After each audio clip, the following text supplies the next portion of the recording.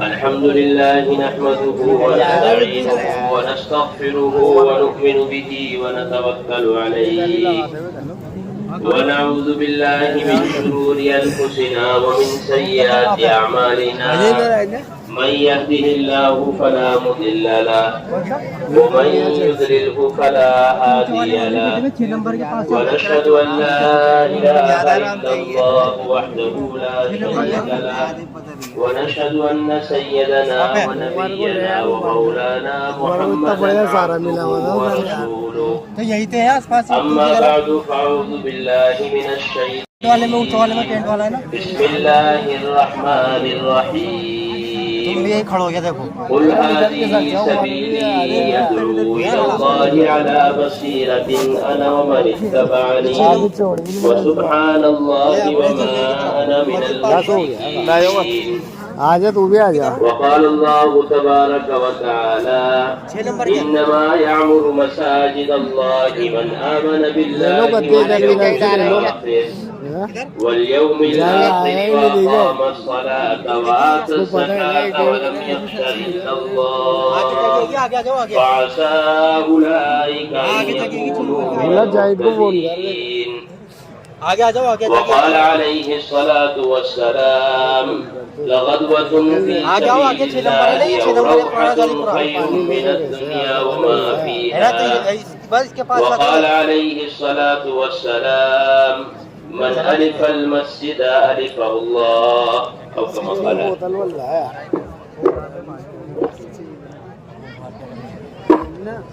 پانی دے بچہ بیان لیٹ کے نہیں سنتا تھوڑا سا قابل قدر دوستوں بزرگوں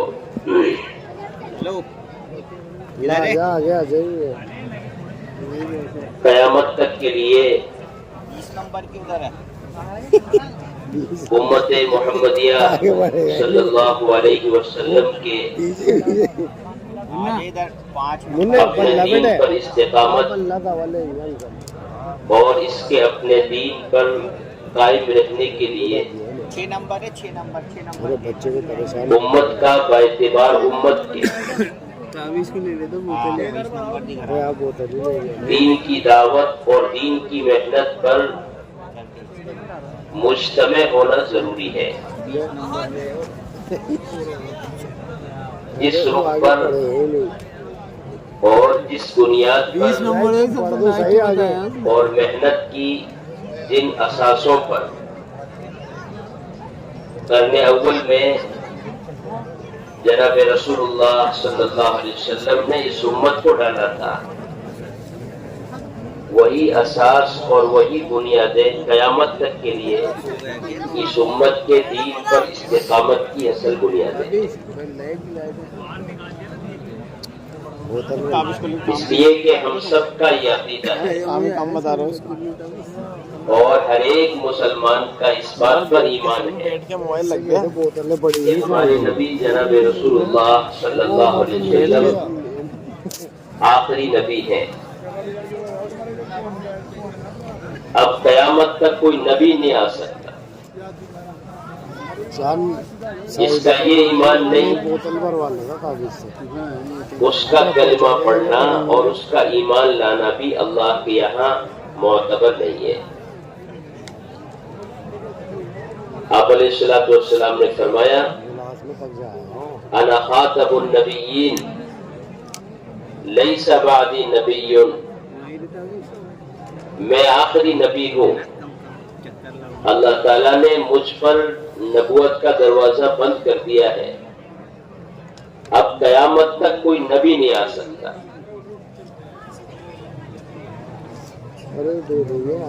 لیکن انسانیت کی ہدایت کے لیے، مسلمان کے اپنے دین پر استقامت کے لیے، اس کے اپنے دین پر قائم رہنے کے لیے، کہ ختم نبوت کے طفیل میں اللہ تعالیٰ نے اس امت کے ایک ایک فرد کو، ایک ایک کلمہ پڑھنے والے کو اور ایک ایک مسلمان کو اس بات کی ذمہ داری دی ہے کہ یہ خود اپنی ذات سے دین کی دعوت اور دین کی محنت کے راستے سے اپنے دین کو قائم کرے اور اپنے دین پر مستقیم رہے۔ آپ علیہ الصلوۃ والسلام نے دین کی دعوت کے لیے اور دین کی محنت کے لیے کوئی جماعت نہیں بنائی، آپ نے کوئی طبقہ تیار نہیں کیا، بلکہ آپ علیہ الصلوۃ والسلام نے 100% مسلمانوں کو، 100% ایمان والوں کو اپنے دین کا داعی بنایا اور دین کی نسبت پر اپنی جان، اپنا مال اور اپنا وقت لگا کر دین کو سیکھنے والا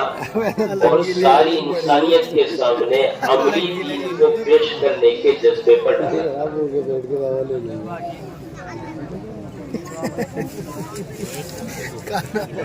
دنیا کی تاریخ اس پر شاہد ہے کہ جب تک ایمان والے کے اندر یہ جذبہ تھا، جب تک ایمان والا دنیا میں اس فکر کے ساتھ اور اس جذبے کے ساتھ زندگی گزار رہا تھا، اس وقت تک مسلمان کا دین 100% اس کی زندگی میں موجود تھا، اس لیے کہ دین پر استقامت کی، یعنی اپنی ذات سے دین پر قائم رہنے کی سب سے بڑی بنیاد وہ ایمان والے کا اپنے دین کا داعی ہونا اور دین کی نسبت پر صحابہ کے طریقے پر قربانی دینا ہے۔ تو جب تک ایمان والا اس پر مجتمع تھا، ہر ایک کی ایک فکر تھی، میں اپنی ذات سے اللہ کے حکم کو کیسے قائم کروں اور میرے ذریعے سے ساری انسانیت اللہ کے دین کی طرف اور شریعت کے اور سنت کی طرف کیسے آ جائے۔ اس وقت تک ایمان والے کا دین 100% اس کی زندگی میں موجود تھا، اور جب سے اللہ معاف فرمائے ایمان والے نے یہ سوچنا شروع کیا کہ میرے ذمے تو حد سے حد اپنی ذات سے عبادت کرنا یا اپنی ذات سے عمل کرنا ہے، رہی بات دین کی دعوت، رہی بات دین کی محنت، رہی بات لوگوں تک دین کو پہنچانا، کہ یہ تو کسی مخصوص طبقے کا یا کسی جماعت کا یا کسی فرد کا یا کسی ایک مخصوص طبقے کی ذمہ داری ہے اور اس کا کام ہے،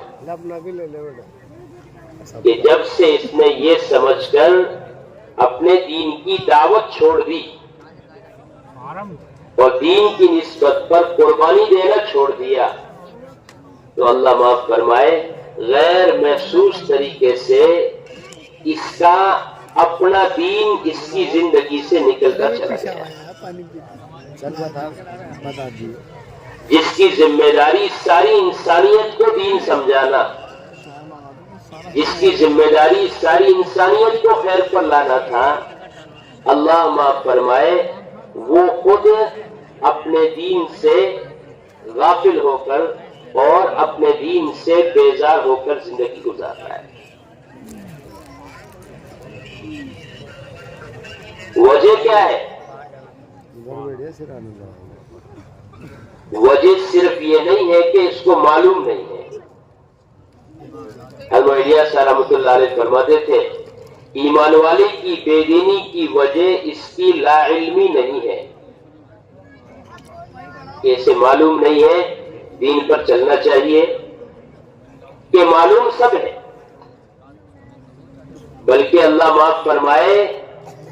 بڑی دھوکے کی بات یہ ہے کہ اس نے محنت کرنا ہی اس لیے چھوڑ دیا ہے کہ مجھے جب دین معلوم ہے تو مجھے محنت کرنے کی کیا ضرورت ہے۔ ایک طبقہ وہ بھی ہے امت کا، ان سے کہا جائے دین کی محنت کے لیے وقت فارغ کرو، جیسے کرنے اول میں صحابہ نے کیا تھا، تو فوراً شیطان دل میں وسوسہ ڈالتا ہے، مجھے نکلنے کی محنت کرنے کی کیا ضرورت ہے، مجھے تو دین معلوم ہے، میرے پاس تو دین کی معلومات ہے۔ حالانکہ یہ بات طے ہے، اللہ رب العزت کا کوئی وعدہ معلومات پر پورا نہیں ہوتا ہے، بلکہ اللہ کے تمام وعدے اس علم کے مطابق، اپنی معلومات کے مطابق عمل کرنے پر ہی اللہ کے وعدے پورے ہوں گے۔ معلوم ہونا یا دین کے بارے میں صرف جانکاری کا ہو جانا کہ یہ انسان کو نجات نہیں دلا سکتا۔ اگر معلومات پر نجات ملتی کہ صاحب ہم سب جانتے ہیں، انہیں بتلاؤ، انہیں دعوت دو جن کو معلوم نہیں ہے، کہ اگر معلومات پر نجات ہوتی تو تاریخ کی کتابوں میں لکھا ہے موسیٰ اور ہارون علیہ السلام دونوں نبی تھے بنی اسرائیل کے، ان دونوں نبیوں کے بعد تورات جو زمانے کی کتاب تھی آسمانی، اس تورات کا جاننے والا اور سب سے زیادہ جاننے والا قارون تھا۔ ایسا نہیں دنیا کا علم تھا اس کے پاس، دنیا کا علم تو تھا ہی، اس کے ساتھ ساتھ دین کا بھی اتنا علم تھا کہ موسیٰ اور ہارون علیہ السلام کے بعد سب سے زیادہ تورات قارون کو یاد تھی۔ لکھا ہے لوگوں نے اگر ہلاک نہ ہوتا تو علم اتنا تھا کہ اس علم کی بنیاد پر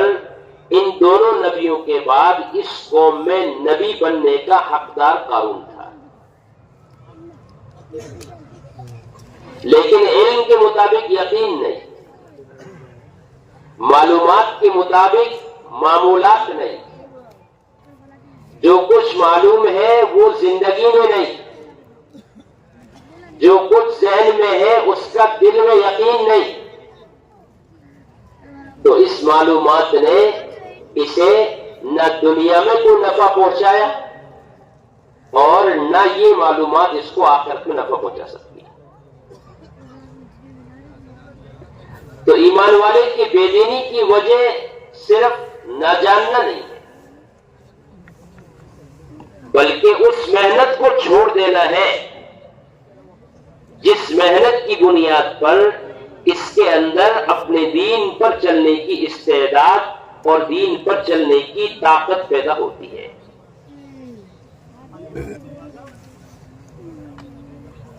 ایک طبقہ ایمان والوں کا وہ بھی ہے جو یوں سوچتا ہے کہ صاحب زمانہ ہی ایسا ہے، حالات ہی ایسے ہیں، ماحول ہی ایسا ہے،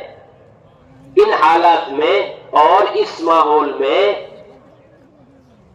اپنے دین پر کیسے چلا جا سکتا ہے؟ یعنی دین اور ایمان والے کے لیے ایک تصور اور خیال کی چیز بن کر رہ گئی، حالانکہ زمانہ کوئی چیز نہیں ہے، حالات کوئی چیز نہیں ہے، ماحول کوئی چیز نہیں ہے۔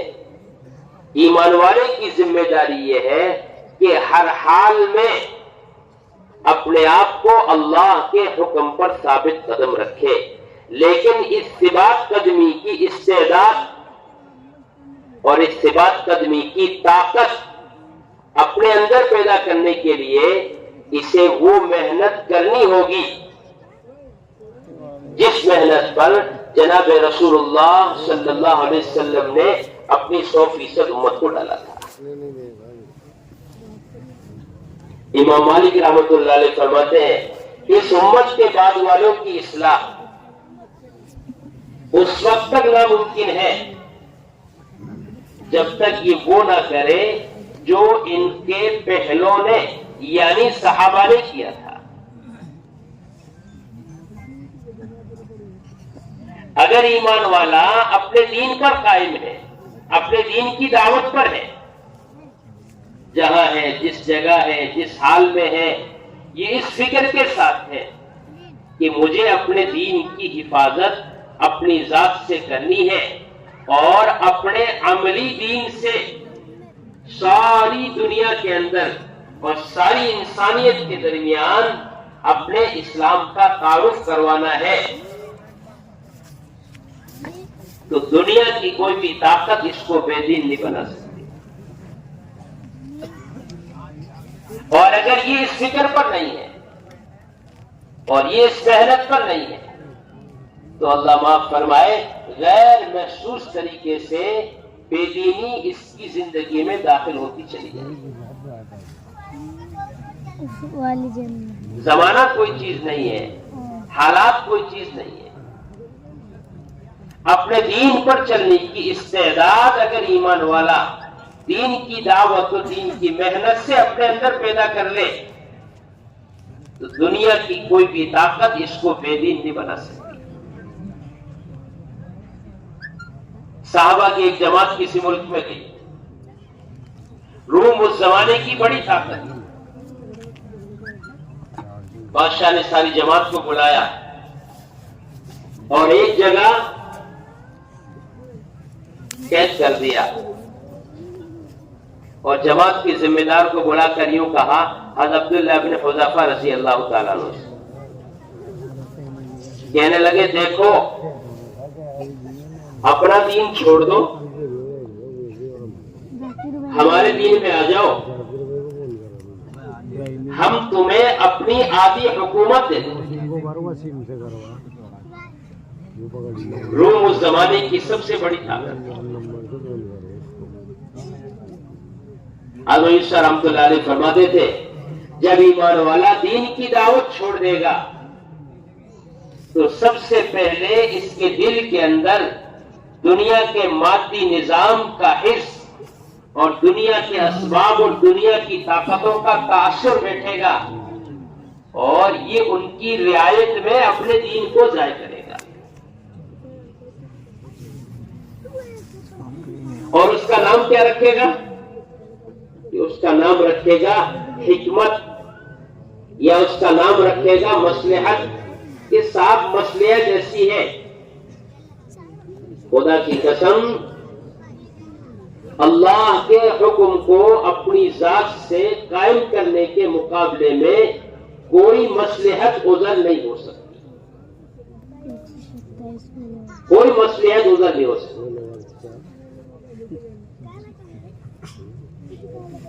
عبداللہ حذیفہ رضی اللہ تعالیٰ نے فرمایا دیکھو آپ اپنی آدھی حکومت دینے کو کہہ رہے ہیں، تمہاری آدھی حکومت نہیں، تمہاری تو ساری حکومت مل جائے اور اس کے ساتھ ساتھ سارے عرب کی ساری بادشاہت مل جائے، پھر بھی ان سب کے مقابلے میں ایک پل جھپکنے کے برابر بھی محمد صلی اللہ علیہ وسلم کے دین سے بیزار نہیں ہو سکتا۔ یعنی میں اپنے دل میں اس بات کا خیال ہی نہیں لا سکتا کہ دنیا کے کسی مادی نظام اور دنیا کے کسی باطل طاقت یا دنیا کی کسی قوت سے متاثر ہو کر میں اللہ کا حکم چھوڑ دوں، میں اللہ کے رسول صلی اللہ علیہ وسلم کا طریقہ اور آپ کی شریعت چھوڑ دوں، کہ نہیں، یہ میرے تصور میں بھی نہیں آ سکتا۔ کیا دوسرا حلوہ یا باطل کے پاس دوسرا راستہ ہے؟ انہیں اپنے مادی نظام سے متاثر کیا جائے، مرعوب کیا جائے کہ جب ایمان والا دین کی دعوت اور دین کی محنت کے راستے سے اپنے آپ کو اندر سے تیار کر چکا ہوتا ہے تو یہ کسی نظام سے مرعوب نہیں ہوتا۔ جس کے دل میں اللہ کی ذات کا خوف ہے اور جس کا دل اللہ کے خوف سے مرعوب اور بھرا ہوا ہے کہ وہ دنیا کی کسی طاقت سے مرعوب نہیں ہو سکتا۔ بادشاہ نے کہا لے جاؤ، اسے سولی پہ چڑھا دو اور اس کے آس پاس سے ایسے تیر گزارو کہ یہ ان کی آواز سن کر مرعوب ہو جائے اور کچھ دین کے نام پر مصالحت کے لیے تیار ہو جائے، انہیں معروف کیا گیا۔ ان کا ایک ہی جواب تھا، میں ایک پل جھپکنے کے برابر دین نہیں چھوڑ سکتا۔ بادشاہ نے کہا لے جاؤ اور اس کا نام مٹا دو اس دنیا سے۔ لے جانے لگے تو رونے لگے۔ بادشاہ نے واپس بلایا، کیا بات، کیوں رو رہے؟ کہنے لگے تو یہ سوچ رہا ہوگا کہ میں اس دنیا کے چھوٹنے سے رو رہا ہوں،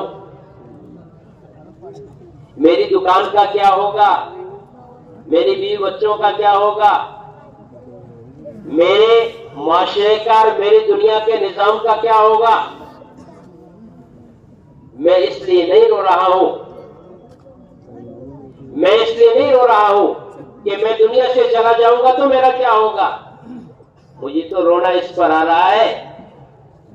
کہ اللہ کے دین پر ثابت قدمی کے لیے، اللہ کے دین پر قائم رہنے کے لیے جب موقع آیا تو میرے پاس ایک ذرا سی حقیر سی جان ہے، اس کو کہاں لگاؤں میں تو یہ تمنا کے لیے رو رہا ہوں کہ میرے دل میں، میرے بدن میں جتنے روئیں ہیں، جتنے بال ہیں، سب کے برابر جانیں ہوتی اور سب کی سب میں اللہ کے دین پر ثابت قدم رہنے کے لیے اپنا سب کچھ میں قربان کر دیتا۔ کہ میں تو اس تمنا کو لے کے رو رہا۔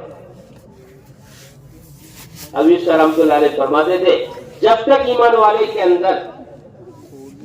اپنے دین پر عمل کرنے کے لیے اور اپنے دین کی حفاظت کے لیے یہ جذبہ پیدا نہیں ہو کہ میرا سب کچھ اللہ کے نام پر لگ جائے اور میں اپنے دین پر قائم ہو جاؤں، یہ دین میری زندگی میں آ جائے، کہ اس وقت تک اس کے اندر اپنے دین پر چلنے کی استعداد پیدا نہیں ہو سکتی۔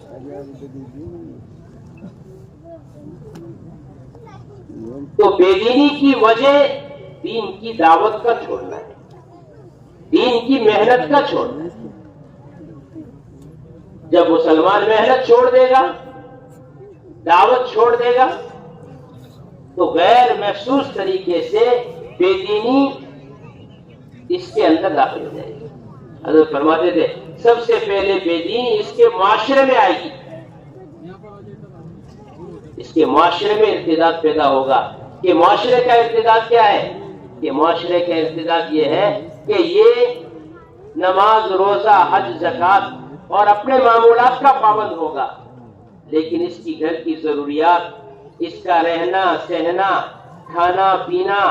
اٹھنا بیٹھنا اور اس کی ضروریاتی زندگی،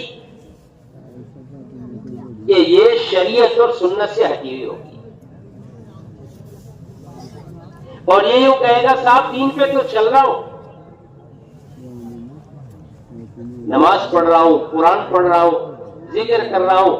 لیکن معاشرات کی یہ میری اپنی ذاتی زندگی ہے۔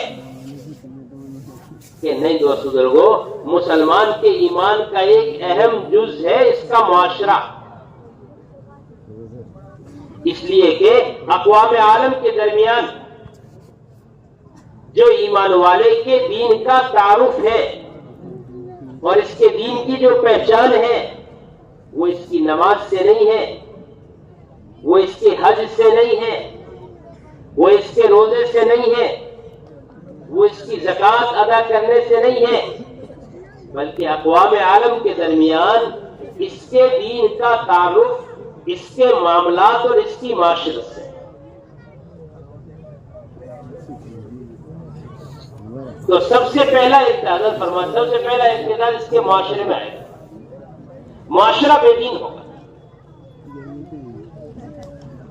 اب یہ کہے گا صاحب نماز پڑھتا ہوں، ذکر کرتا ہوں، لیکن ان سب کے باوجود اللہ جانے کیا ہو گیا، حالات صحیح نہیں ہوتے۔ کبھی شیطان دل میں ڈالتا ہے صاحب تیرے پر تو کوئی اثر ہو گیا ہے، کبھی وسوسہ ڈالتا ہے شیطان، صاحب تیرے اوپر کسی نے کچھ کر دیا ہے کہ نہیں دوست بزرگوں، معاشرے کی خرابی کی وجہ سے جو اللہ کی لعنت اور اس کا غضب اور اس کا غصہ نازل ہوتا ہے، حضرت رحمۃ اللہ علیہ فرماتے تھے اپنے معاشرے کو درست کیے بغیر بیت اللہ کا غلاف پکڑ کر دعا مانگنے سے بھی اس غضب اور غصے کو آپ ڈال نہیں سکتے۔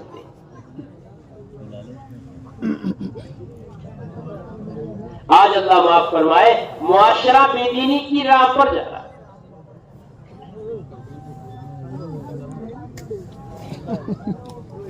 ایک ضرورت کی زندگی دیکھیں، ایمان والا بھی اپنی ضروریات پوری کر رہا ہے اور دنیا میں دوسرے لوگ بھی اپنی ضرورت پوری کر رہے ہیں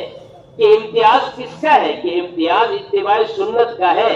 لیکن آپ ایک مسلمان کی ضرورت کے پورے ہونے کا انداز اور ایک اللہ کو نہ ماننے والی کی ضرورت کے پورا ہونے کا انداز دیکھ کر آپ کوئی تمیز اور فرق نہیں کر سکتے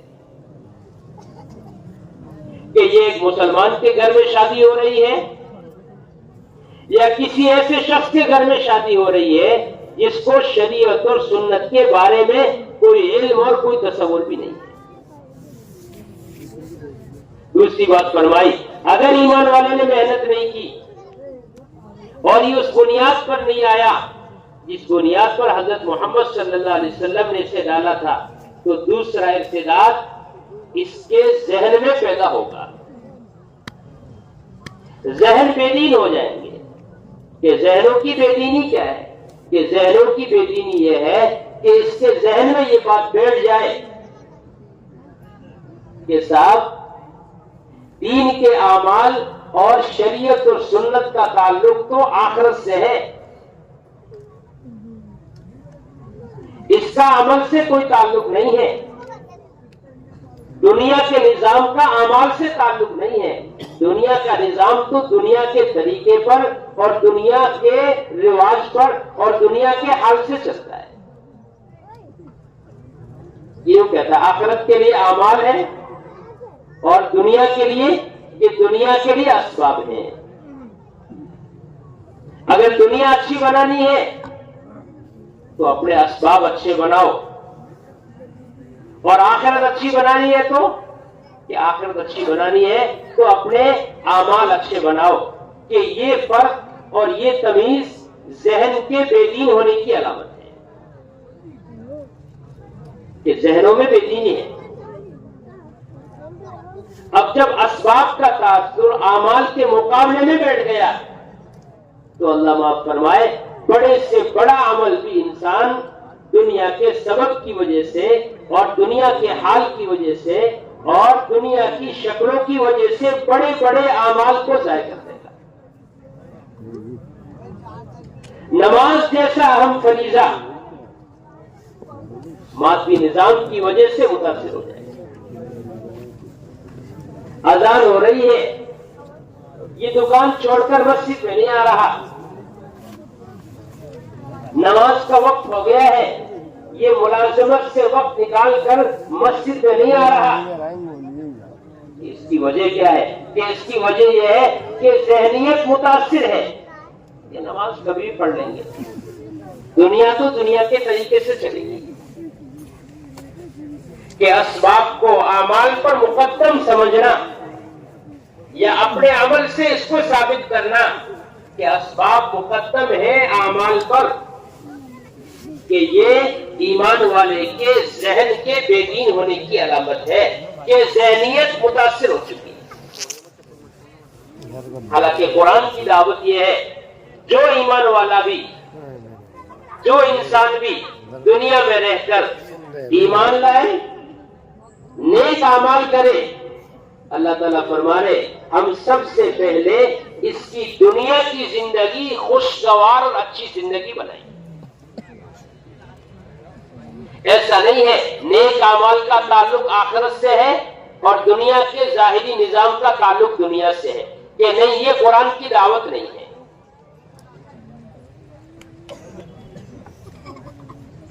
قرآن کی دعوت یہ ہے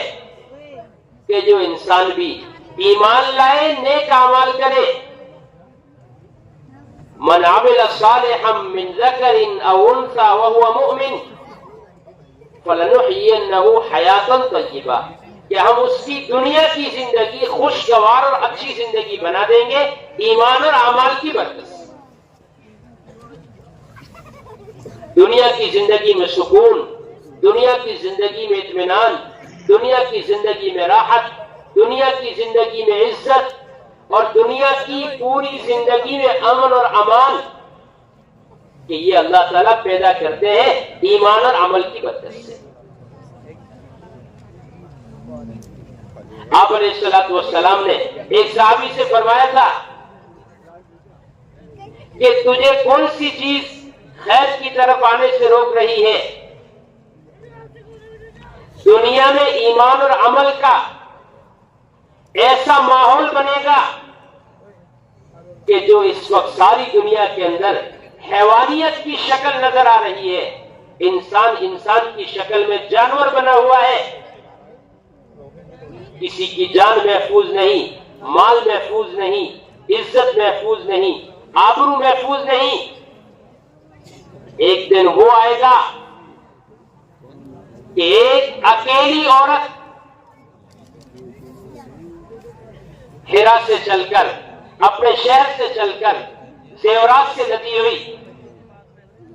بیت اللہ آ کر کے بیت اللہ کا طواف کر کے چلی جائے گی، لیکن اس کو اپنی جان، مال، عزت، آبرو پر کوئی خطرہ اس کو محسوس نہیں ہوگا، کہ یہ ماحول ایمان اور عمل سے بنتا ہے۔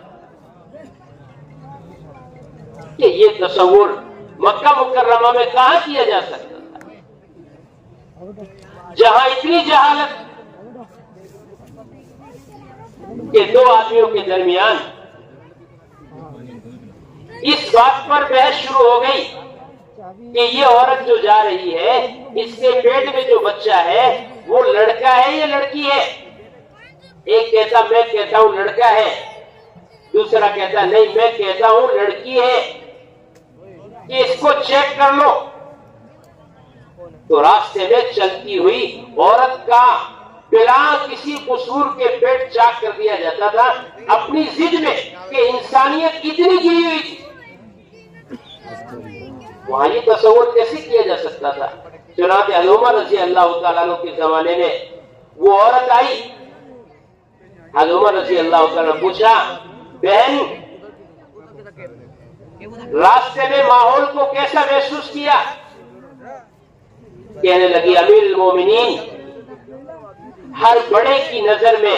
باپ کی نظر محسوس ہوئی، ہر برابر کی نظر کے اندر اپنے بھائی والی نظر کی شفقت محسوس ہوئی، اور ہر چھوٹے کی نظر کے اندر ایک بیٹے والا پیار محسوس ہوا کہ جب ایمان اور عمل زندگی میں آئیں گے تو ساری دنیا کا ماحول امن اور امان کا ماحول بنے گا۔ جب تک انسان اپنے آپ کو انسان نہیں سمجھے اس وقت تک یہ دوسروں کے کام نہیں آ سکتا، اور انسان کو انسان سمجھنے کے لیے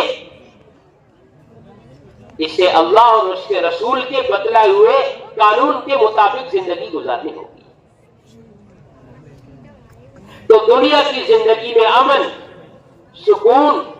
اطمینان، عزت اور راحت کہ یہ اللہ تعالیٰ عطا فرمائیں گے ایمان اور عمل کی برکت سے۔ ساری دنیا میں تفریقہ کیوں ہے؟ ساری دنیا میں نفرت کیوں ہے؟ ساری دنیا میں عداوتیں اور دشمنیاں کیوں ہیں؟ لوگ سمجھتے ہیں اس کی بنیاد کوئی مذہب ہے، یا اس کی بنیاد کوئی قوم ہے، یا اس کی بنیاد کوئی زبان ہے، کوئی رنگ ہے، کہ نہیں دوستو بزرگو، ساری دنیا میں پھیلے ہوئے اختلاف اور ساری دنیا میں پھیلے ہوئے تعصب کی اصل بنیاد انسان کا انسان نہ بننا ہے، یعنی اس کا اپنے بنانے والے کے پیغام کو نہ پہچاننا اور اس کے مطابق اپنی زندگی نہ گزارنا ہے۔ تو یہ دکھنے میں تو انسان دکھ رہا ہے، لیکن اپنے عمل سے، اپنے کرتوت سے، اپنی حرکتوں سے اور اپنے کام سے کہ یہ جانور اور اس سے بھی بدتر نظر آتا ہے. کہ جانوروں کی کیا صفات ہوتی ہے, ان کی کیا عادات ہوتی ہے کہ ان کے اندر کوئی ہمدردی نہیں, ان کے اندر کوئی غمخواری نہیں. اگر ہے تو کہاں تک کہ اپنی جنس تک, اپنی ذات تک.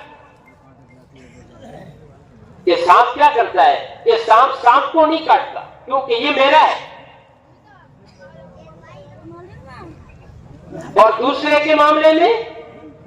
کہ دوسرے کے معاملے میں اس کو کبھی کسی پر رحم نہیں آتا کہ یہ انسانیت نہیں ہو سکتی. یہ میرے مذہب کا ہے, یہ میری قوم کا ہے, یہ میری سماج کا ہے, کہ نہیں یہ انسان ہے. اس کو اللہ تعالیٰ نے دنیا میں پیدا کیا ہے, یہ جی والی چیز ہے, اس کو اللہ نے دنیا میں پیدا کیا ہے. اس پر رحم کرنا, اس پر شفقت کرنا اور اس کے کام آنا کہ یہ اس کی انسانیت کا تقاضا ہے, یہ اس کی انسانیت کا تقاضا ہے. آپ علیہ الصلوۃ والسلام کے پاس جس طرح انسان آ کر اپنی شکایت پیش کر دیتے تھے اور اپنا درد سنا دیتے تھے, اسی طرح آپ علیہ الصلوۃ والسلام کے پاس جانور بھی آ کر اپنا درد سناتے تھے. روایت میں ہے آپ صلی اللہ علیہ وسلم جا رہے ہیں, سامنے سے اونٹ آیا آپ کی طرف, صحابہ نے روکنے کی کوشش کی کہ یا رسول اللہ یہ تو بتکا ہوا اونٹ ہے, رسی سے نکلا ہوا, کہیں آپ کو تکلیف نہ پہنچائے. آپ نے فرمایا آنے دو. قریب آیا, آپ علیہ الصلوۃ والسلام کے کان کے منہ اپنا قریب کر کے چلا گیا. آپ صلی اللہ علیہ وسلم نے فرمایا اس اونٹ کے مالک کو بلاؤ. بلایا گیا مالک کو. آپ صلی اللہ علیہ وسلم نے فرمایا ہے فلانے یہ تیرا اونٹ مجھ سے شکایت کر کے گیا ہے کہ تو اس سے کام زیادہ لیتا ہے اور اس کو کھانا کم دیتا ہے. یعنی تیرے اندر اپنے بچوں کا درد ہے, اس کی کمائی کے لیے تو اس کو استعمال کر رہا ہے, ان کا پیٹ بھرنے کے لیے تو اس پر بوجھ لاتا ہے, لیکن تیرے اندر اس ایک جانور کا غم نہیں ہے کہ اس کو کھانا پورا نہیں دیتا ہے اور تو اس پر بہت زیادہ لاتا ہے. یہ تیری شکایت کر کے گیا ہے کہ مذہب اسلام میں تو یہ تعلیم دی گئی, لیکن جب دین نکل جاتا ہے تو انسان کی شکل میں ایک جانور بن کر زندگی گزارتا ہے. میرا پیٹ بھرنا چاہیے, میری کرسی بچنی چاہیے, میری عزت رہنی چاہیے, چاہے کتنوں کی عزتیں نیلام ہو جائے, کتنوں کے چولہے بجھ جائیں, کتنے گھرانے ہلاک ہو جائیں, کہ یہ انسان ہے کہ نہیں, یہ انسان نہیں ہے. یہ انسان کی شکل میں ایک درندہ ہے. شیر نکلا جنگل میں اور ایک بکری کو پکڑ کر چیر پاڑ کر کھا گیا. بکری یوں کہتی رہی میرے گھر میں چھوٹے چھوٹے بچے ہیں, ان کو دودھ کون پلائے گا. کہ شیر کو اس پر کبھی رحم نہیں آتا کہ جس انسان کے دل میں رحم نہیں ہے, انسانیت کے بارے میں شفقت نہیں ہے, انسانیت کا درد نہیں ہے, اپنی جان سے زیادہ انسان دوسرے کی جان پیاری نہیں ہے, کہ وہ مسلمان تو کیا وہ انسانیت کے زمرے سے بھی نکلا ہوا ہے. مسلمان ہونا تو بہت دور کی بات ہے کہ وہ انسان بھی نہیں ہو سکتا, کہ یہ درندہ ہے. اگر اس سے دین سیکھا ہوتا, شریعت سیکھی ہوتی, قرآن پڑھا ہوتا, نبی کی تعلیمات پر عمل کیا ہوتا, تو اس کے اندر انسانیت کی ہمدردی کا, اس کو نفع پہنچانے کا, اس کو عزت دینے کا, اس کے ساتھ شفقت اور محبت کا جذبہ پیدا ہوتا. اس کے اندر حیوانیت کا جذبہ کہ کبھی پیدا نہیں ہوتا.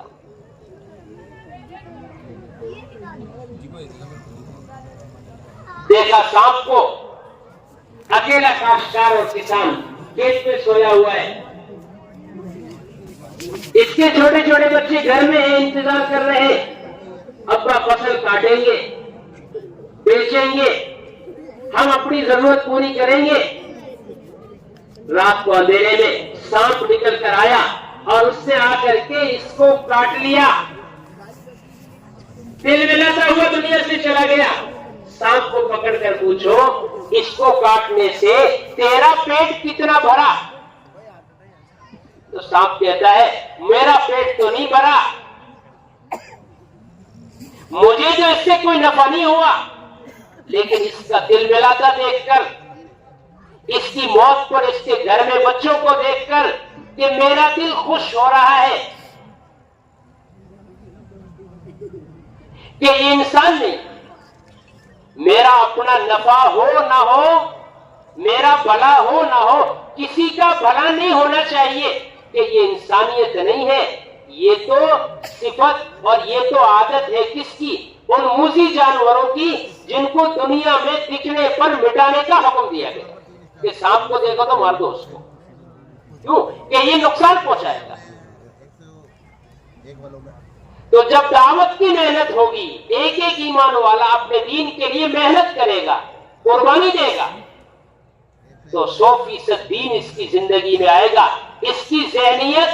دین کی ذہنیت بنے گی، یہ اسباب کو مؤخر کرے گا اعمال پر، اور اس کے عمل کی برکت سے اللہ تعالیٰ ساری دنیا کا نظام امن اور امان کا نظام بنائیں گے۔ اور اگر بے دینی ہے تو پھر ایسا نہیں ہے، مریں گے تو ہوگا جو دیکھیں گے، کہ مرنے کے بعد تو دیکھنے کا موقع نہیں، وہاں تو جو کچھ کیا ہے اس کا بدلہ ملے گا، لیکن اس کا نقد اثر دنیا میں۔ اللہ تعالیٰ نے فرمایا قرآن میں من اعرض عن ذکری فإن له معیشة ضنکا، کہ جو انسان دنیا میں رہ کر میری یاد سے اعراض کرے، میرے حکم کے خلاف چلے، میری شریعت اور سنت سے منہ موڑ کر زندگی گزارے، اللہ تعالیٰ فرما رہے ہیں میں اس کی زندگی اس پر تنگ کر دیتا ہوں۔ مال بھی ہے، اسباب بھی ہے، چیزیں بھی ہیں، دنیا میں سب کچھ ہے، لیکن زندگی میں سکون نہیں، زندگی میں اطمینان نہیں ہے، زندگی میں راحت نہیں ہے۔ کہ زندگی میں راحت اور سکون اسباب سے نہیں آتا، اللہ کو یاد رکھنے سے اور اس کے حکم پر عمل کرنے سے آتا۔ الا بذکر اللہ تطمئن القلوب، یاد رکھو اگر دلوں کا اطمینان چاہتے ہو تو اللہ کے حکموں پر عمل کرو، شریعت اور سنت کے مطابق زندگی گزارو، تو تمہاری سیدھی سادی زندگی کو بھی اللہ تعالیٰ جنت کی سی زندگی بنا دیں گے۔ اور اگر اللہ کی یاد سے منہ موڑو گے، اعراض کرو گے، اس کی نافرمانی زندگی میں ہوگی، تو تمہاری کوٹھی اور محل کی عیش اور عشرت کے نقشوں کی زندگی بھی تمہیں جہنم کی سی زندگی نظر آئے گی، جیسے جہنمی آدمی کی جہنم میں ہر وقت کی تمنا مجھے جلدی موت آ جائے، لیکن وہاں موت نہیں آئے گی۔ ایسے ہی جب زندگی بے دینی والی ہوتی ہے، اللہ اور اس کے احکام کے خلاف گزرنے والی ہوتی ہے، تو اس کے لیے دنیا میں جینا بھی دوبر ہو جاتا ہے، اللہ زندگی کا سکون چھین لیتا ہے۔ تو 100% دین، شریعت اور سنت انسان کی زندگی میں آئے گا اپنے دین کی دعوت، دین کی محنت سے۔ یہ جمع ہونا اس کے لیے ہے کہ ہر ایک ایمان والا اپنے دین کو سیکھنے اور سمجھنے کے لیے، اپنے دین پر چلنے کی استعداد اور طاقت کو پیدا کرنے کے لیے اپنے آپ کو اس محنت پر لانے کا عزم کرے جس محنت کے راستے سے دین پر چلنے کی استعداد اور طاقت پیدا ہوتی ہے۔ قرآن میں اللہ نے فرمایا جو ہمارے راستے میں محنت کریں گے، مجاہدہ کریں گے، قربانیاں دیں گے، ہم انہیں اپنے تک پہنچنے کی راہیں ضرور سجائیں گے. ہم ان کے لیے دین کی راہیں آسان کر دیں گے. وہ کیا بنیادیں تھی, وہ کون سا راستہ تھا, وہ کون سا طریقہ تھا جس پر آپ علیہ الصلوۃ والسلام نے اپنی 100% امت کو ڈالا تھا. اور جب تک مسلمان ان بنیادوں پر جمع ہوا تھا, دنیا کی کوئی طاقت اس کے بے دین نہیں بنا سکتی. ہم سیرت اٹھا کر دیکھیں گے تو صاف طور پر یہ بات ملے گی. سب سے پہلی اور سب سے اہم بنیاد یہ تھی کہ آپ علیہ الصلوۃ والسلام نے مسلمان کو اپنے دین پر باقی رکھنے کے لیے اور دین کی حفاظت کے لیے اس کو مسجد والا بنایا اور اس کا تعلق مسجد سے جوڑا. مسجد سے تعلق کو, مسجد میں وقت دینے کو اور مسجد کے اعمال میں لگنے کو ایمان والے کا ایمان کا کمال بتلایا. اور مسجد سے کٹ جانے کو, مسجد سے دور ہو جانے کو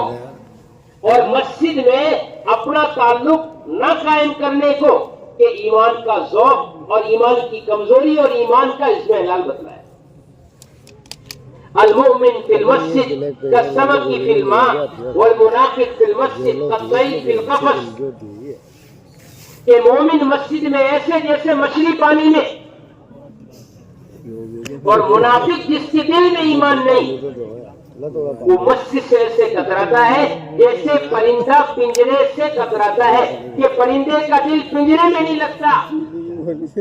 جس کے دل میں ایمان نہیں ہے, جس کا ایمان کمزور ہے, کہ اس کا دل مسجد میں نہیں لگتا. ایک ایمان والا, سنو دھیان سے سنو, ایک ایمان والا اپنے دین کی حفاظت کے لیے, دین کی اشاعت کے لیے, دین کو دنیا میں زندہ کرنے کے لیے تمام تر محنتیں کر رہا ہو, الگ الگ طریقوں سے, الگ الگ راستوں سے اور الگ الگ تنظیموں اور تحریکوں سے. لیکن یاد رکھو, خدا کی قسم, اگر یہ مسجد سے جڑا ہوا نہیں ہے اور اس کا تعلق مسجد سے نہیں ہے, ان اعمال کے لیے جو اعمال کرنے اول میں قائم کیے گئے تھے, تو یہ اپنے دین کی حفاظت کسی بھی راستے سے نہیں کر سکتا. حضرت عیسیٰ رحمۃ اللہ علیہ فرماتے تھے اگر اس زمانے کا ایمان والا بھی اپنے دین کی حفاظت اور دین کی اشاعت کے لیے اور دین کو سیکھنے کے لیے کرنے اول کی طرح مسجد میں جمع ہو جائے تو ساری دنیا کا باطل اس کو بے دین بنانے سے مایوس ہو جائے. باطل کے دلوں میں یہ بات اتر جائے کہ ایمان اور اسلام کے خلاف جو تحریک بھی چلا لو, ایمان والوں پر کوئی اثر نہیں کر سکتی. کیوں کہ یہ اپنی اصلی جگہ مسجد سے جڑا ہوا ہے. جیسے کولیسٹرول بڑھنا ہے, اور اگر ایمان والا مسجد سے کٹا ہوا ہے تو چاہے جتنا اپنے دین کی حفاظت کے لیے اور دین کے تعارف اور تعاون کے لیے کچھ کر رہا ہو, دنیا کا باطل اس سے کبھی مایوس نہیں ہو سکتا. اس وقت ساری دنیا میں باطل جری ہے ایمان اور اسلام کے خلاف, اور ایمان والا اپنے دین کے بارے میں مایوس ہے. اپنے دین کی حفاظت اور اپنی ذات کی حفاظت کے لیے چینج کر دیا میں نے.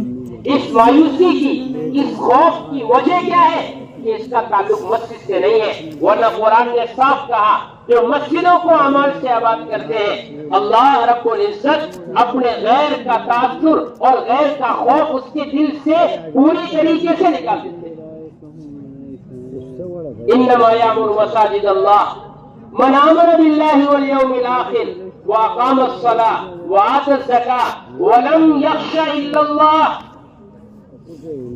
یہ تعمیر مسجد کا یہ نفع ہے. کہتے ہیں نا کیا ہے گشت,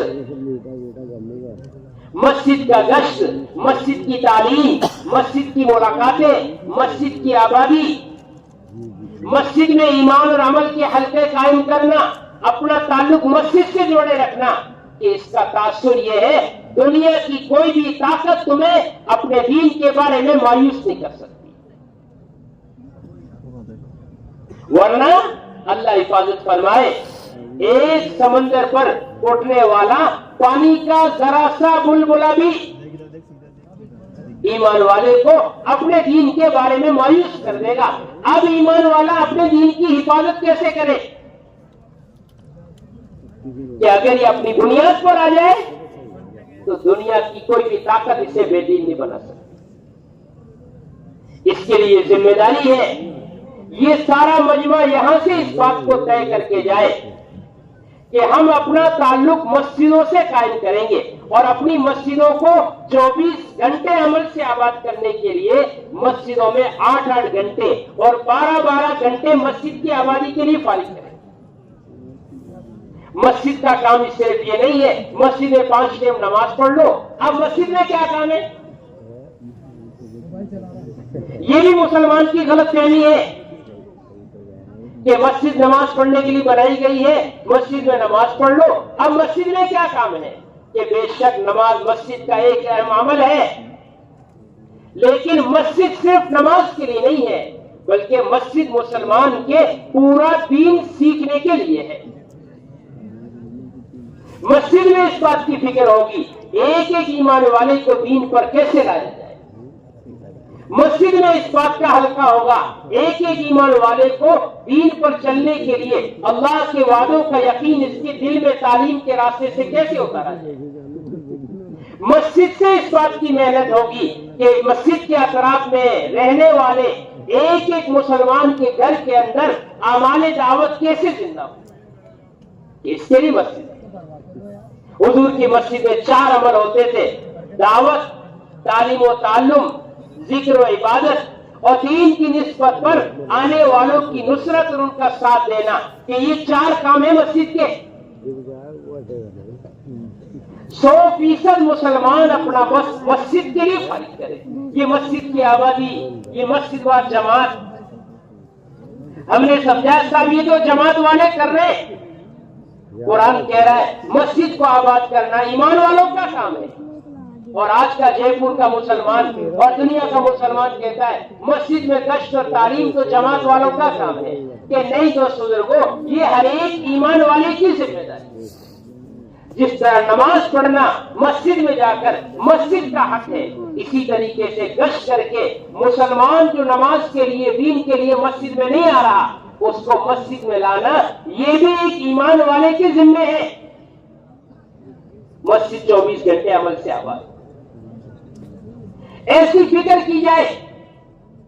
کہ مسجد کے اطراف میں رہنے والا کسی مسلمان کا گھر ایسا نہ بچے جس کے اندر اعمال دعوت زندہ نہ ہو۔ ایسا ہم سوچتے ہیں صاحب باطل محنت کر رہا ہے، ایمان والا مرتد ہو رہا ہے،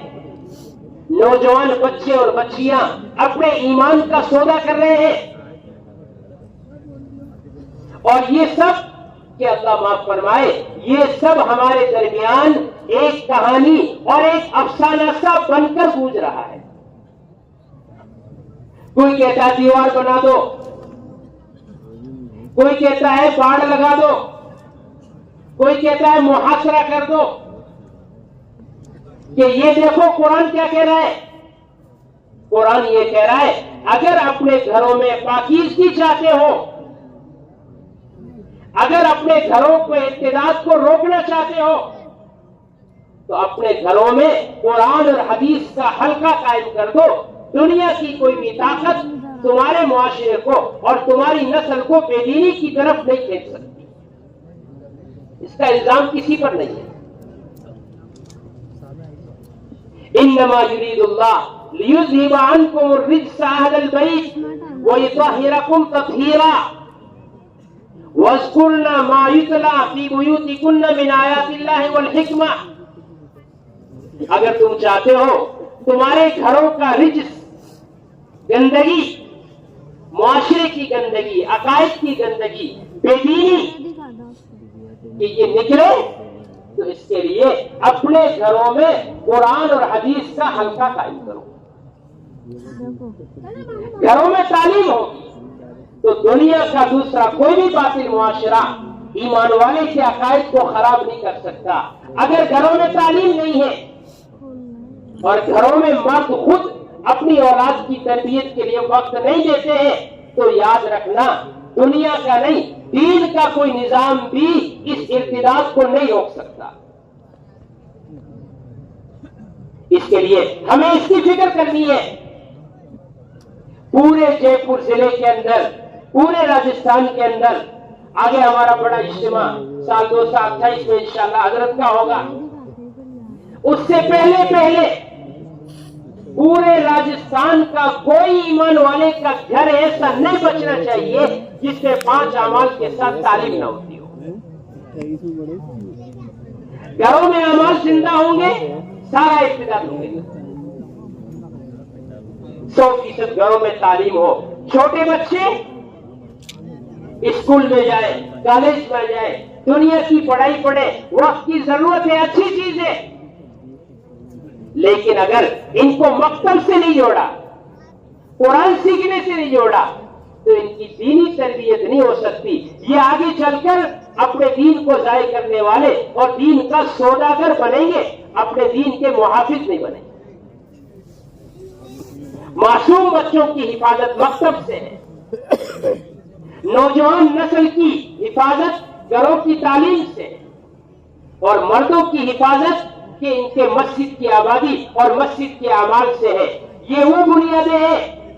جو حضور پاک علیہ الصلوۃ والسلام نے قرن اول میں قائم کی تھی، اور قیامت تک کے لیے مسلمان کے اپنے دین پر استقامت کا ضابطہ یہی بنیادیں ہیں۔ دنیا کا کوئی دوسرا طریقہ ان بنیادوں کا متبادل نہیں ہو سکتا۔ امت اپنے دین کی حفاظت چاہتی ہے، اپنے تمکن کی حفاظت چاہتی ہے، اپنے وجود کی حفاظت چاہتی ہے، اپنی نسل کی حفاظت چاہتی ہے، تو اس کی ذمہ داری ہے یہ اس بنیاد کی طرف لوٹ کر آئے جس بنیاد پر جناب رسول اللہ صلی اللہ علیہ وسلم نے اسے چھوڑا تھا۔ سب ایمان والوں کا تعلق مسجد سے ہو، 100% گھروں میں اعمال دعوت ہو، 5 اعمال کے ساتھ تعلیم ہو، ایک ایک بچہ قرآن سیکھنے کے لیے مکتب سے جڑا ہوا ہو، ہر ایک خاندان، ہر ایک بالغ مرد اپنی شریعت اور ایمان کی حفاظت کے لیے علماء کو اپنا رہبر اور اپنا اسوہ اور اپنا مشیر بنا کر چلے۔ جس طرح میرے خاندان کا ڈاکٹر، میرے خاندان کا وکیل کہ میں قانونی رائے لوں گا، میں صحت کے بارے میں رائے لوں گا، کہ میرا خاندان کسی معتبر اور شریعت اور سنت سے واقف اور باعمل عالم کی سرپرستی میں چلے کہ مجھے شریعت اور سنت کے مطابق اپنی زندگی کیسے گزارنی ہے، کہ جب تک اس طرح علماء سے تعلق نہیں ہوگا اس وقت تک صحیح شریعت پر عمل نہیں کیا جا سکتا۔ اس کے لیے مسجدوں میں تعلیم کے حلقے، مسائل کے حلقے، کہ مسجد کے اندر مسائل سیکھے جائیں، علماء کی ذمہ داری ہے امت کے اندر مسائل کے سیکھنے کا شوق پیدا کر کے یہ مسائل سکھلائے جائیں۔ صرف ترغیب دے دینا یا ممبر سے بیان کر دینا ذمہ داری کے پورا ہونے کے لیے کافی نہیں ہوتا ہے۔ میدان عمل میں اتر کر شوق پیدا کرنا، ہر ایک کی استعداد کے بقدر اسے دین دینا کہ یہ اہل علم کی اجتماعی ذمہ داری ہے۔ اس کے لیے 24 گھنٹے مسجد عمل سے آباد ہو، ہر ایک ایمان والا اپنی جان، اپنا مال، اپنا وقت لے کر اللہ کے راستے میں پھرے۔ اجتماع کا مقصد جمع ہونا، تقریر بیان کرنا نہیں ہے، بلکہ اجتماع کا مقصد راجو کا فرما رہے تھے، اجتماع کا مقصد یہ یہاں سے آنے والا مجمع کا کوئی بھی فرد دعا ہونے پر واپس گھر کی طرف نہ جائے بلکہ اپنا بستر اٹھا کر اللہ کے راستے میں نکل جائے۔ یہ اجتماع کی کامیابی۔ حضرت فرمان رحمۃ اللہ علیہ ہمارا جمع ہونے کے لیے نہیں ہے، عالمی تقاضوں کو لے کر سارے عالم میں بکھرنے کے لیے۔ اس کے لیے ہر نیا پرانا اس بات کو طے کرے کہ انشاءاللہ ہمیں ہر سال 4 مہینے کو اپنی زندگی کا جزء لازم بنانا ہے۔ اس وقت نظام الدین کی آواز ہے، ہر ایک ایمان والا ہر سال 4 مہینے لگائے۔ عالمی نیت کے ساتھ، عالمی تقاضے کے ساتھ، عالمی فکر کے ساتھ 1 سال 4 مہینے اپنے ضلع صوبے میں، دوسرے سال 4 مہینے ہندوستان کے کسی بنجر علاقے میں، اور تیسرے سال 4 مہینے ایک مہینے کی ترتیب زیادہ کر کے دنیا کے کسی کنارے میں جا کر شریعت و سنت کی تعلیم دے کہ یہ ہے ترتیب اصل کام۔ کارگزاری میں ہوتا ہے ترتیب سے وقت لگانے والے، کہ ترتیب سے وقت لگانے والے یہ ہے جو ہر تیسرے سال دنیا کے کسی کنارے میں جا کر اللہ کے پیغام کو دنیا میں پہنچاتے ہیں۔ جب جے پور کے آدمی دنیا کے ہر کونے میں پتھر لے کر پھر سکتے ہیں، پتھروں کی تلاش میں جا سکتے ہیں، یہ کیا کریں گے کہ ان پتھروں پر محنت کر کے، ان کو گھس کے، ان کو تیار کر کے اور ان کو ہیرا بنائیں گے اور لاکھوں کی قیمت میں بیچیں گے، کہ جب ساری دنیا کے اندر پتھر کے پیچھے پھر سکتے ہیں، دنیا میں بسنے والے ایمان والوں کے پیچھے پھرنا یہ کتنی بڑی ذمہ داری ہے۔ ساری دنیا میں اللہ کی دین کو لے کر جانا ہے اور ساری دنیا کے تقاضوں کو پورا کرنا ہے اور اپنے وقت کو اہتمام اور ترتیب سے لگانا ہے۔ اللہ معاف فرمائے، برا ماننے کی چیز نہیں ہے، لیکن حقیقت یہ ہے نئے مجمع سے زیادہ، اللہ معاف فرمائے، ہمارے پرانے مجمع میں کام کو لے کر چلنے میں تعطل اور سستی پیدا ہو رہی، ہمارے سالانہ اوقات کی ترتیب نہیں ہے۔